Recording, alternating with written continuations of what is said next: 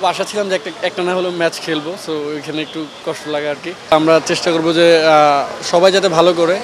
Global T20 আগে নিশ্চিত ছিল, এবার এলপিএল এ যাচ্ছেন, আসলে আইপিএল খেলার আক্ষেপ কিছুটা হলো দূর হবে কিনা?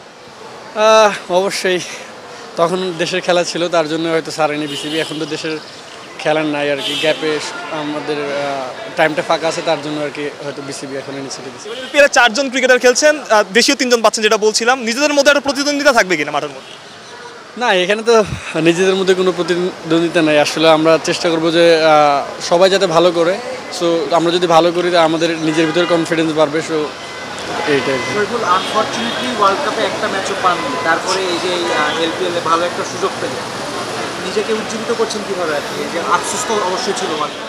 আফসোস বলতে কপালে যেটা লেখা ছিল সেটার উপর দিয়ে তার কিছু করার নাই। খুব আশা ছিলাম যে একটা না হলেও ম্যাচ খেলবো, সো ওইখানে একটু কষ্ট লাগে আর কি।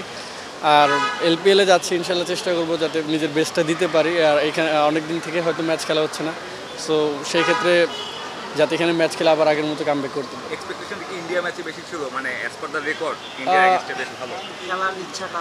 না, আসলে আমি তো সব ম্যাচের জন্য রেডি ছিলাম। এখন টিম কম্বিনেশনে সবাই খুব ভালো করতেছিল, সো ওইখান থেকে হয়তো বা তার জন্য ম্যাচ পাওয়া হয়নি।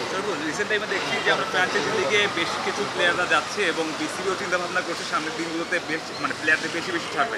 এই ডিসিশনটা কীভাবে দেখছেন?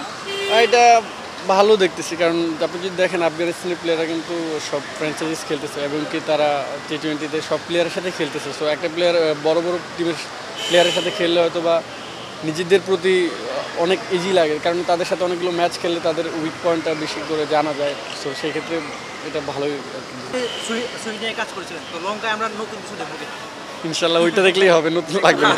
Thank you so much.